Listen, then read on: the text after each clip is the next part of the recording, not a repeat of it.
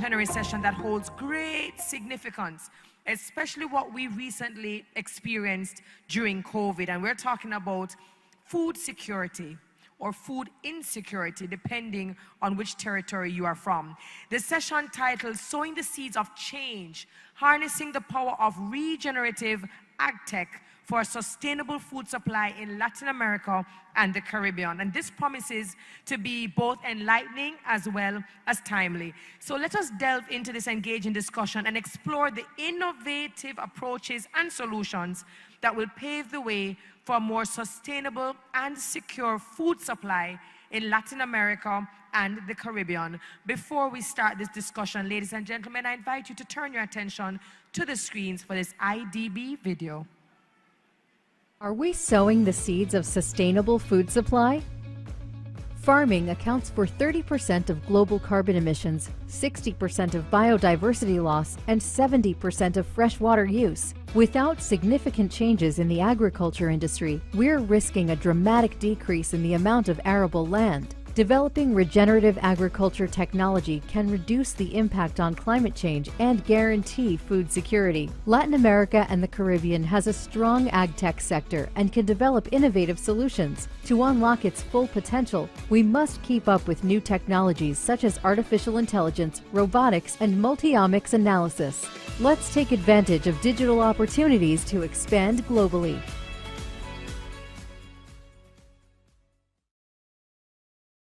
Development Bank as the moderator of this segment. Ladies and gentlemen, let us welcome him. And we also invite to stage our panelists. Camila Pettignat, partner, the Yield Lab Argentina. Maricruz Larrea, founder and CEO, Fantastica Chile. Mariana Vasconcelos, co-founder and CEO, AgroSmart Brazil.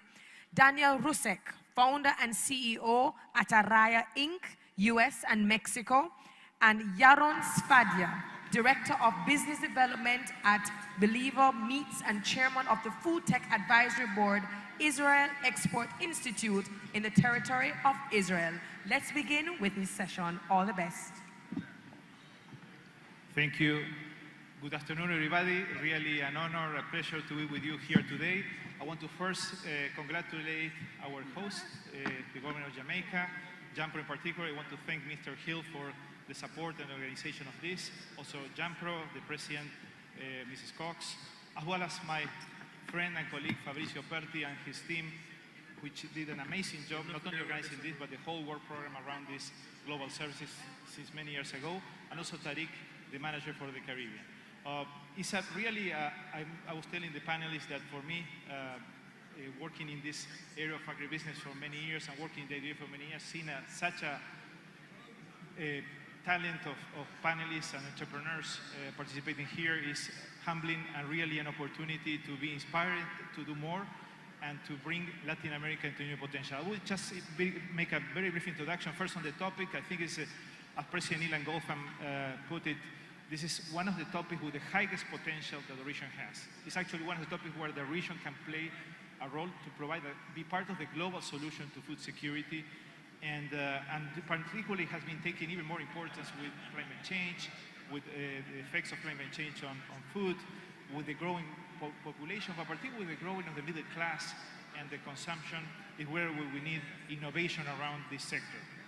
And the pandemic and the war in Ukraine actually showcase the importance and make it more relevant. In Latin America and the Caribbean, certainly we are a big player in this space. We have been privileged with the land, the natural resources and endowment that we have. We have about a third of the arable land of the world, about also a third of the freshwater resources. We have 60% of biodiversity. And we are already moving to be 1/4 of the exports of the world come from our region. So we have already the potential, but we need it to bring it to the new level, and we need it to do sustainably. And that's where it comes the issue of technology, innovation, and here we have the best examples that we can have in terms of how to do that. We are top producers of coffee, bananas, and what a country to talk about coffee with the Blue Mountain here. We have also been top producers in beef, in orange juice, in shrimp, salmon, flowers, and many other fresh fruits and vegetables that we have in our region.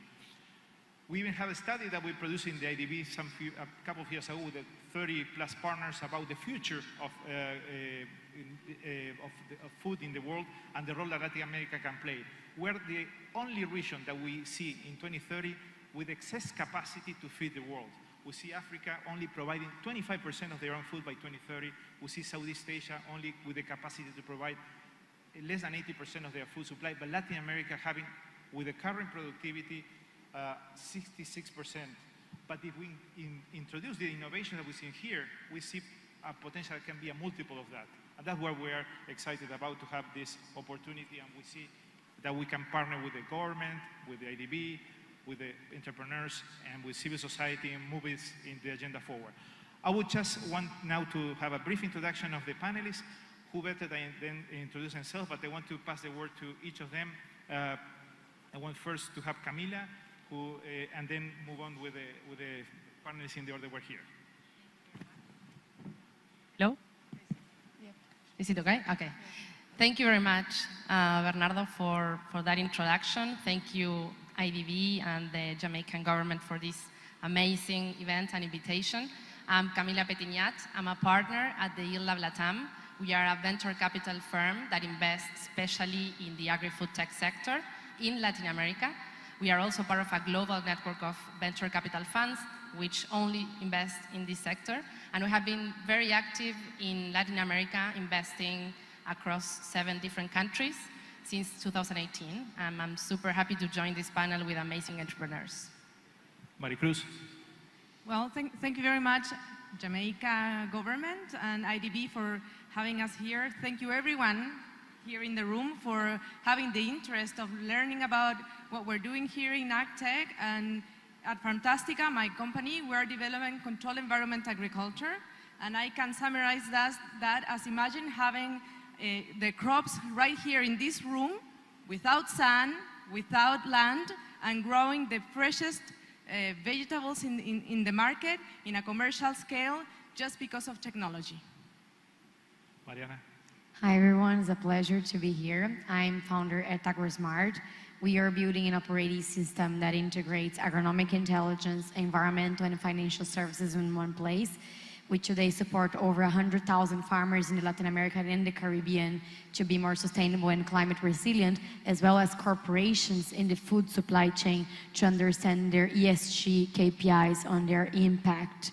And we are helping to transition all of the supply chain together. Thank you. Daniel? Hello. Perfect. Thank you very much for having me and the opportunity to talk about what we do. My name is Daniel Brusek. I'm the founder and CEO of Atarraya. We basically developed technology over 12 years to be able to grow shrimp in places where you couldn't grow shrimp before. Basically in cities. We developed a technology that enables a hyper-modular network of farms being deployed around the world, so that you don't need an ocean, you don't need the right weather, and we do this without any kind of water discharge, and we leverage basically microbial communities to be able to do this. So we basically create an ecosystem inside our tanks, and this is in order to make it sustainable and local everywhere in the world. Thank you, Daniel. Yaron? Hello everyone, my name is Yaron Sfadia, and in order to introduce what I do, audience, please help me in a show of hands. How many of you eat regular meat, traditional meat, in a show of hands? That is most of the room. Now, in the show of hands, who here eats only plant-based meat? Very few. From those of you who eat plant-based meat, who likes it? Very few. So, my name is Yaron Sfada. I am the Director of Business Development at Believer Meats. We are doing cultivated meat, raising meat from animal cells, real meat, without the entire process of raising cattle, slaughtering them, and all the ramifications of it. I'm also chairing the Food Tech Advisory Board for the Israeli Export Institution, and it's a pleasure for me to be here today, and thank you for hosting us. Thank you everybody for the introductions. We'll start with our first round of questions, and the first question is for Camila. Actually, it's about how you see technology transforming agriculture in the industry in Latin America and the Caribbean? Well, to be totally honest, technology is not a stranger to the agricultural sector. Since, I mean, we can think of the introduction of the first corn hybrids, chemical fertilizer, machinery, drip irrigation. There has been many introductions of different types of technologies that have helped the sector with this challenge of food security, right? So definitely there's a rumor that typically farmers don't like to adopt technology. That's not right. Farmers love to adopt technology that makes sense for them, that shows the value proposition correctly, that shows profitability, that is easy to integrate with their current practices. So there has been a challenge, though, for farmers to adopt digital technologies. But that has fundamentally changed, spoiler alert, because of COVID. So as any other sector that suffered or that went through this boost in digital transformation, agriculture or the agri-food tech sector experienced the same phenomenon. So, and that's simply because the farmer, the producer, couldn't also go into their fields and check out what they were doing as a regular activity, or the lack of staff because staff was locked down, as all of us. So they clearly see the opportunity that digital technologies, remote technologies, automation could give to them, right? But this was a matter of necessity. So definitely the barrier for resistance that typically farmers tend to have or used to have for digital technologies was totally eliminated after COVID. And on the side of the startups, what we have also seen a lot of bottlenecks that were lowered, because typically a startup had to, for example, a startup from Córdoba had to travel to Santiago or to Rancagua to sell their software solution or their hardware solution or whatever solution, because that's the only way that a farmer could even think of buying digital technologies was if he was like face-to-face with the salesman, right? So again, that totally changed because, again, everyone was locked down. So they had to manage to get their sales process on a digital interface. So, so that was like digital transformation totally changed. It accelerated, it lowered the barriers for scalability on the startup side, and also it accelerated the cultural resistance or the adoption that not only second generation farmers already were having, but also first generation farmers that were the ones that were controlling, right, the production sites. So that on the one hand, and on the other hand, thanks also to this pandemic, if we can say something positive about that, we have seen many companies having strong commitments on sustainability, climate objectives, basically because we were, we couldn't even, we just need to realize that we were under a very not resilient, totally not transparent food system. And so, so basically these food companies and CPG companies opened their eyes, right? And really got to the point to see the urgency of this needed change. So now they have become the drivers and the pull for the whole value chain to start changing their practices. So because of these commitments, which are very aggressive in some cases, these food companies are pulling the new practices, regenerative practices, sustainability practices, new standards that are very needed in order for them to achieve their sustainability goals, but also in order for the planet to continue to exist, right? And so that has been a fundamentally change in terms of drivers of business.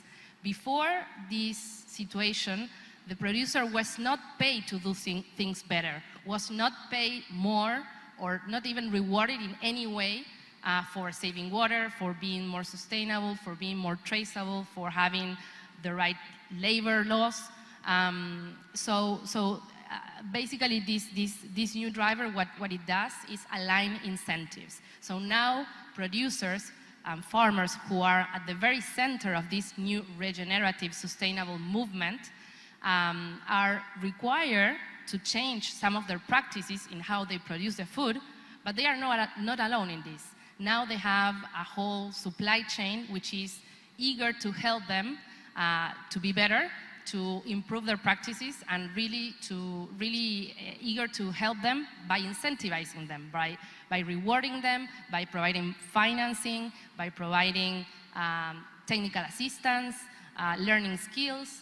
I mean, whatever you name it, in order for the producer to not have challenges, more challenges, because they are already having a lot of challenges with climate, with the climate, but to really get to help all these companies to achieve these sustainability goals. So that has been truly transformational, and in that context, digital technologies have a strong and fundamental potential to assist on all these changes. Thank you, Camila. Next question is for Maricruz.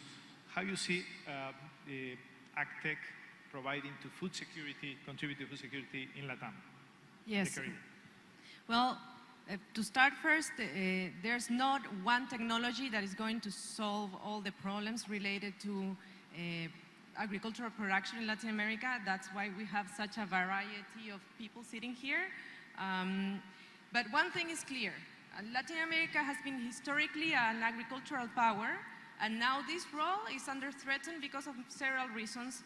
One of the main ones being climate change and every more occurring climate events that of course damaging crops and creating a lot of challenges. There's the displacements of land due to real estate projects and industrial projects, and this is creating a lot of pressure of finding new areas where to create agriculture. And there's a growing population that is demanding more food every day, but we live in a world with limited space and resources. And on top of that, of course, there's the water scarce.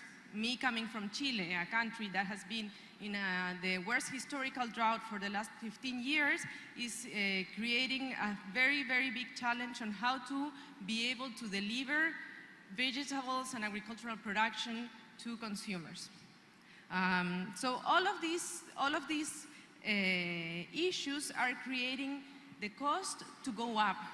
And how can we find solutions for that is where technology is playing an important role. For us in Fantastica, as I explained you before, we are creating controlled environment agriculture, which has a lot of positive and important optimizations, such as we only use 5% of the water compared to traditional agriculture. We don't need fertile land, we don't need land at all. So we are contributing to restoring ecosystems because we do not need to find new places on ecosystems to create them into agricultural production. Basically, we are taking the production to where consumers are. We are providing complete traceability. We can deliver freshly harvested vegetables every single day. So for these growing cities, because people are migrating into the cities, solutions like controlled environment agriculture is for certain providing food security, is providing food independence, which is very important nowadays. And if Latin America wants to continue to be an agricultural power, in order to feed our population, but also in order to continue having this important role in the international landscape, it is crucial that as a region keeps investing and putting energy in creating these technologies so we can be the reference for the rest of the world. Thank you, Maricruz. Next question is for Mariana, and the question is about your company works on data and drones and sensors and all kind of the use of data in agriculture. How you see data transforming agriculture in the region, and what trends and technology you see in the next 5 years coming up? Sure. So, like we said, agriculture is changing. It's digitizing itself so it can face all the challenges of increased food production and adapt to climate change, take care of our environment. And that's a journey because we need data to know where we are and where we are going to go and how we are progressing in that journey. So the first step is to have primary data. And that's where we see like a lot of Agtechs being adopted, substituting the paper through the digital notebooks where we can register activities, to have more robots and machinery collecting data in real time, sensors that are reading the soil, the climate, collecting all of the data. Then, like, what do we do with the data? The next step is understand the pests. Why we had a good season? Why we had a bad season? What happened? Was the climate different? Did I apply too little fertilizer? What's going on? So we learn the patterns of what works and what doesn't. With enough data, then we can look into the future. So how the weather is going to be like tomorrow? Is it going to rain? Is there a risk of fire, a risk of frost? Will I have a disease going on here because I have the right climate conditions for it to develop? How much I should irrigate? Which seed variety should I choose? So there is all this evolution from having the data, understanding the past, predicting the future, and prescribing what farmers should do so they become more efficient. And the trends where I see this going is both, for one side, what we call MRV, monitoring, reporting, and verifying the sustainability and the progress. As Camila mentioned, a lot of companies now have their targets on becoming carbon net zero. They want to scale regenerative. How do we prove things are working? How we use those indicators to push those companies, say, are you meeting the deadlines? Are you actually delivering on what you promised? As consumers and investors, where we can see our money is going and rewarding the right behavior. And on the other side is artificial intelligence. So the more data we have, and I would say still in Latin America, we are in the first phase. We are building that data set. But when we have good data sets, we can use artificial intelligence for building specific models that allow us to understand what is the yield gonna look like, what are the risks looking like. And with the large language models is what everyone is hearing about, ChatGPT. Those kinds of technologies allow us to orchestrate different algorithms and models and facilitate the interaction. So the farmer could use artificial intelligence by a dialogue.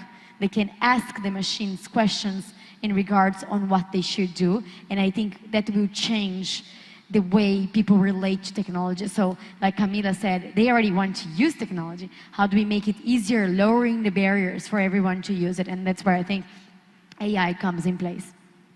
Thank you very much, Mariana. The next question is for Daniel. You working on deploying high technologies into improving productivity, new ways to produce. So the question for you is, can market-oriented approaches or solutions can work in terms of reducing the ecological footprint in production, for instance, in the fishing industry or in the shrimp industry? I think so. So the first part is basically people want shrimp. So for instance, in the United States, 95% of the shrimp they eat is imported. And you can only get it from two sources, from wild catch, and basically you need to destroy the bottom of the ocean in order to get shrimp. At what scale? Basically, you get 2 million square kilometers every year are scraped in order to get the quota of shrimp that the world gets. So that's basically the size of Mexico.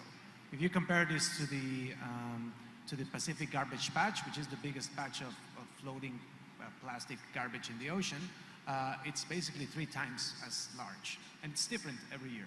So, and also farming destroys mangrove forests, it pollutes the ocean on a scale that's comparable to a city. So then, okay, people like shrimp, what's the right way to get it? So we basically came up with by studying basically how shrimp live in nature, we basically studied and developed a technology that's based on the ecosystems, on natural ecosystems. So instead of using chemistry or instead of using mechanization to solve for the technology aspect, we basically learned from nature of how do we do this. What's the result? We get 200 times as much production per surface area. as you get with traditional shrimp farming, and this without any kind of water exchange, without any kind of pollution. And this is also a way to solve the problem of disease, because this is the only way, just with zero discharge systems or zero water exchange system, is the only way that you can avoid disease from coming into the system. So, but I think that we need to take a little a step back, which is, what do we want? Because we live in very confusing times. We tend to think twice before we eat something. We are thinking about what's there. Is there any chemical? Because we know what's the game, right? So we have basically we have a whole scientific teams that are developing things that look like food but that are not food, and we are now paying the price for this. So we built a system that's basically optimized only for efficiency. But now we know that we need to optimize for environmental footprint, we need to optimize for nutrition, we need to optimize for fair trade or whatever kind of dimensions that you want, right?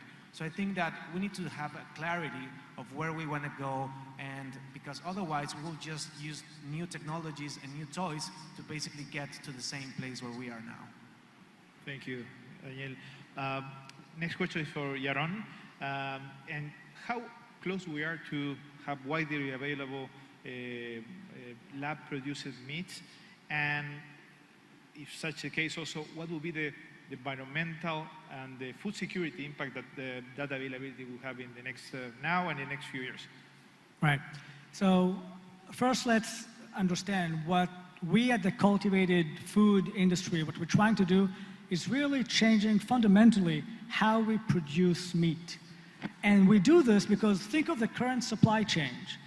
Around 85% of soy in the world is going to feeding livestock, which is then going to feeding us traditional meat. The traditional meat market is around 330 million tons.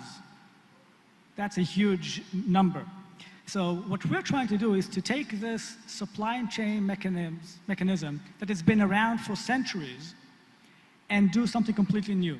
We take a cell out of an animal, we take it once, we grow it in our stainless steel tanks with, we're feeding the cells with media, that's the food for the cells grow, we add some plant-based ingredients to it, and that is how we actually have meat which is identical in taste, flavor, texture, how you cook it, etc. So to answer your question, what we're doing is changing the way we produce meat, the way we gonna supply it, and so on. No longer would a farmer need to plant a seed in one place of the world to feed livestock in another place of the world, to send the cattle to another place of the world to be sold in a different place. So just this week, the industry had a tremendous achievement with 2 US-based companies receiving USDA's approval for cultivated meat just this week. And this was after getting the approval from the FDA. So we are very close to starting commercial activities in the US. If you go to Singapore, there's already cultivated chickens sold there in a few limited locations, but it is still progress a step forward. The reason why it's limited quantities now is because what we're trying to do in the cultivated food industry is bloody hard. So it takes time, and that's the curve we will see. So I believe that soon in the US, we will see more companies, the 2 main ones who got now the approval, start selling. It will probably be, again, small scale food services, but it will start selling, and it will grow from there, and we are doing the same process as well. From a food security and sustainability, again, think of the sustainability impact. 85% of soy being fed to livestock. Think of the value, the kind of the supply chain ramifications of that. Food is one of the main contributors, percentage-wise, to greenhouse gas emissions. So what we're doing, and we're actually now working on an LCA, a life cycle analysis, comparing our way of producing meat to the traditional way. And we will publish this once it will be ready, but what we're seeing now is a significant and dramatic increase in pollution, water use, land use, etc. And this connects to food security. Why is Singapore the first country to approve cultivated meat? Because Singapore has a plan that by 2030 it will produce 30% of its food, where today it imports most of it.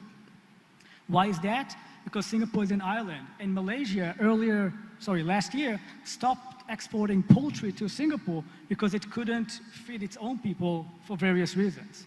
So this relates to food security at its core. And what we're trying to do is to allow this, together with economic growth, not risk, to allow to feed the world that future generations will be able to enjoy the meat we love today, also 20, 30, 50 years from today. Thank you, Yaron. We'll get back to Camila. You are an investor with O2LAC, an investor in several companies. Actually, I look into the portfolio. You have an amazing group of companies. And you have here a pool of companies participating here. More than, I heard, over 700 people connected live, many of them entrepreneurs. What kind of key characteristics are you looking at investors? Because in your audience here, potential investors want to look into companies that want investors like yours. And what you're looking, what the key characteristics you look for into and potentially investee? Yeah, well, as an early stage investor, 60%, there's a study going around that says that 60% of the success of a company relies on the team. So definitely team, spoiler alert again, it's one of the key characteristics. But what we especially look for in a team is the growth mindset, to try to understand if that group of founders, hopefully diverse ones, and not only gender-wise, but hopefully that group of founders have a mindset that prepare them for a high-speed growth rate pathway, right? So that will be primarily. Then, of course, we have a couple of impact investors or impact-seeking investors in our current third fund, Nestlé, Bimbo Ventures, Fondo de Fondos, IDB Labs. So most of them are looking for companies that could really drive positive impact, either climate, socially, financially, or sustainability-wise. So we look for the opportunities that we invest in to be really aligned with our 4 key impact themes, which are climate resilience, nutritious food, safe, healthy, and accessible, sustainable production, and social and financial inclusion. And I would say that on a high level, right, the third thing that we look for is really, or try to understand if the business model or if the value proposition could eventually be transformed into a really disruptive business model. And what do I mean by that? As connecting to my first answer, we are really looking for business models that align incentives within the value chain. Since we have 6 years on the market, we have been very fortunate to screen more than 900 startups across Latin America. So we kind of understand which are the business models that don't scale. And since we are a venture capital investor, we look for highly scalable companies. And one of the key points for that is not only the mindset of the team, but also asset-light companies, and the third part would be a really scalable business model. And we know that aligning incentive business models are the ones that truly drive adoption and truly drive scalability within the agri-food tech sector. And just to give you a hint of what that looks like, I would name 2 companies out of our 19 portfolio that really have disruptive business models. I encourage you to look for it, UCropit and Quilimo. Basically what have they done new or different is that they reward the users, in this case farmers, to jump into the digitalization, right? To use softwares, to use their solutions, because someone else within the value chain is able or is willing to pay for that reward, right? So it's basically incentives alignment that is driving positive change, or at least that's our thesis, that could really, really scale on our, not only our region, but also within our sector. Thank you. Maricruz, all these technologies are very positive, very nice, but bottom line, can this agriculture, regenerative practices can benefit in terms of profitability for the producers? Is that you see, how is the potential of increasing profitability of all these technologies? Yes. Well, can regenerative technology solutions be profitable? The answer is, of course, yes, but it all depends on how, where, when. When you talk about controlled environment agriculture, also known as vertical farming, there's a big question about how profitable is this technology. And to be honest, yes, it is an expensive technology, but it all depends on where you position it. Right now, there's big losses of the production in traditional agriculture, all the way from the production to the supply chain and the retailer sector. Over 30, and if we talk about leafy greens, over 50% of the production goes to waste in all these, in this distribution chain. And so if you put that into context, when you are enabling a technology that can go to the end of the supply chain, that is saving on water, and that is capable of providing same-day harvested products that can be smart enough to reschedule the harvested according to what is needed every day, therefore there's no waste, profitability is real. So what I can say about controlled environment agriculture is it is a very interesting technology, and like everything, like phones, for example, when they started, drones when they started, it was a technology that was only for a few and for crazy people. And nowadays, in my country, in Chile, for example, there's more phones than people. So the technology with time goes down.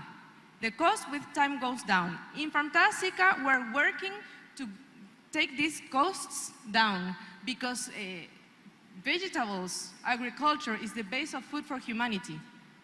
And we believe that we need to bring a solution that is not for a niche segment, that is for everyday people. And this is, for us, this is our goal, and where we focus in our work is making this technology accessible, and what it means with that is also it's profitable and interesting for clients and for investors. So, well, if anyone here in the public is interested in talking more about this to me after, I'm very happy to connect, or you have my name and you connect via LinkedIn. Thank you. Mariana, you've been a leader, you participate in the World Economic Forum, in climate, you've been an advocate on climate, working in agriculture. What does it mean to be a climate ally in food production? And tell us about a little bit of how the clear examples on how we can contribute into that direction. Sure, so agriculture and climate, they are together. Agriculture is a key piece of solving the climate crisis, both because they are responsible for 1/4 of the greenhouse gases emissions. And by that, what we can do as an ally is to use more technology so we become more efficient in the field level. So when farmers understand, have data, and then they use less fertilizers, less energy, less water, they end up having less greenhouse gases and therefore mitigating the climate risk. And agriculture also needs climate to be good so they can produce.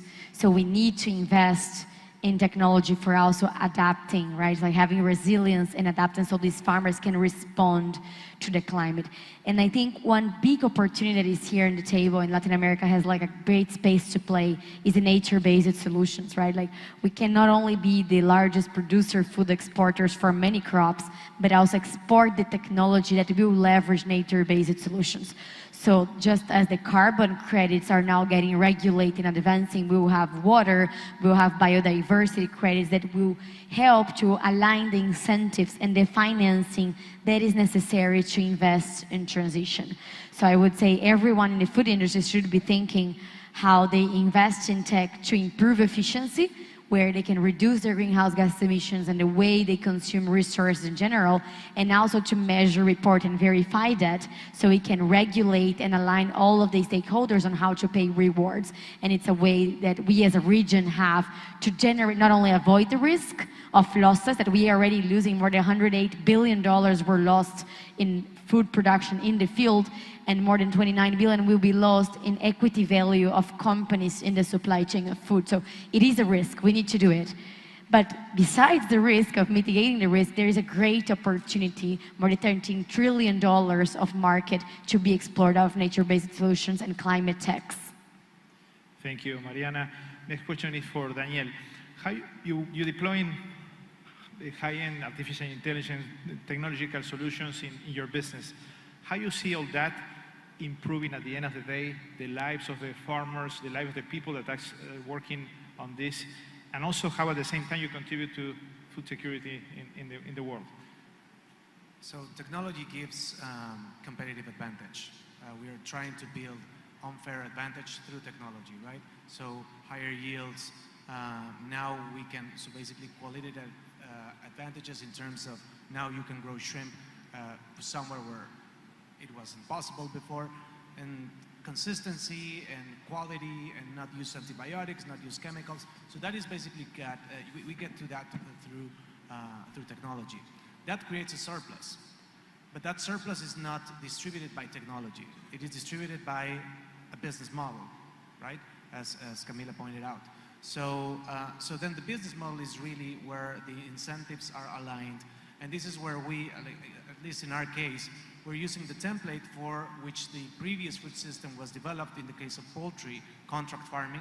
So the biggest integrators, Tyson and Pilgrim's Pride and all these, and most of them, most of the product that they sell, they didn't produce it. It's through basically a network of independent farmers. So that's great because it creates a lot of efficiency, it creates an asset-light model, and also it aligns incentives in terms of the development of the technology and the system back to the companies, and then the farmers use it. The problem in that regard is how do you distribute the surplus?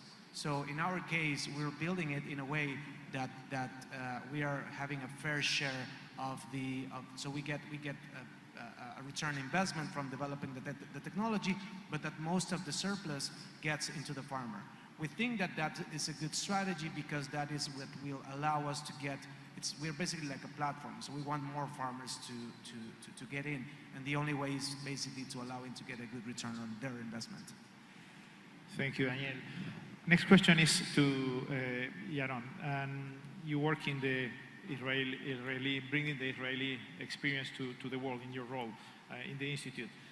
Tell us a little bit, what's the role that you see for partnerships, joint ventures, strategic alliances in order to expand Agtech in the world for the companies that you work in Israel and the companies that can be an opportunity also for the companies here, the other audience, to look into models to look for business expansion to this into the global scene. Right, so I think it's key to understand, for example, in our industry, we cannot do this alone, right? We are building a factory in the US which will cost more than $120 million. And there are other companies such as us. So we need partners, we need technological partners to help lower the cost of the machinery we use. We need governments, we need regulatory bodies to allow this product to be sold. We need money. This is a very expensive industry. So not only private money, but banks, government-backed loans, etc. And the way, I think, to foster this, there's a quote I like which says, we don't stop playing because we grow old. We grow old because we stop playing. A key element to partnership is playing together. At its core, we like doing business with people who are like us, so let's play together. Playing together means also to be childish for times and to silence this sensor that we have inside of us. If we are silencing this sensor, some may call it ego, we can get to a win-win situation. And one way of doing this, and that's a side story, in Israel, I'm part of a group which actually started in Mexico called Fuck Up Nights, where we do events where we speak about our failures. And if there's one thing I would like you to remember is that speaking about failures is silencing our censor, silencing the ego, allows us to learn from our failures and make fun of it, and then talk about it and foster partnerships and innovation. So if there's one thing after today, go and speak to the one next to you about your own failures, because you will find ways to learn from one another and to partner with one another and to innovate from one another. Thank you, Yaron. We have to probably close now, but I will give you final word to the rest of on the line of partnerships, on the line of how we can grow and multiply what you're doing. Because at the end of the day, if we want to have impact, we need more examples and cases like yours. So what you will need to grow your business, to multiply your experience, and I start with you here and move along. Just one small... No, definitely there's no VC, venture capital investing in Agtech without ecosystem, and ecosystem means collaboration. And for that, we need all the stakeholders within the supply chain, universities, governments, entrepreneurs. Entrepreneurs cannot be lone rangers. They need the help of healthy, strong, mature ecosystems. And even though we have Brazil, Argentina, and Chile with strong Agtech ecosystems, there's still much to do in the rest of the region. We are definitely advocating and working on that, so everyone that wants to join us in that journey, totally welcome. Thank you. Well, Camila just stole my words, literally. No, and there's a reason for that. It's because what she said is very true. There is a need of having the articulation of all the stakeholders to come together, because here we all have global solutions, but we have to put them to work in local realities. So what we need right now is, of course, not only just investment, in my case, but we need to understand from the government, from the universities, from the public sector, how to plug our solution to the best fit of their needs.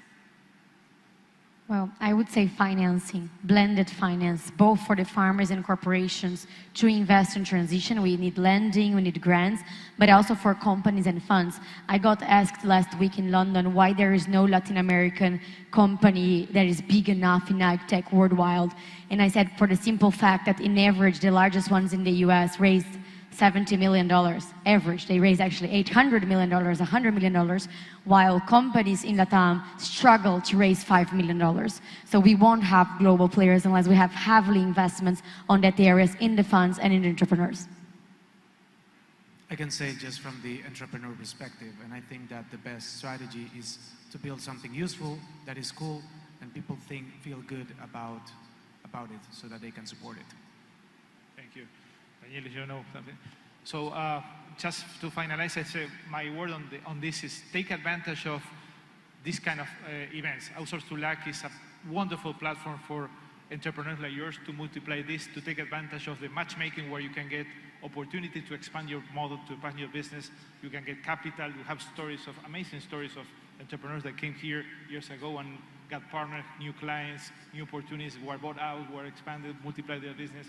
So this is a wonderful platform that the bank offers. Connect Americas, also a wonderful platform to connect with other entrepreneurs, with new markets, with new opportunities. So again, thank you so much for your participation. A round of applause for this wonderful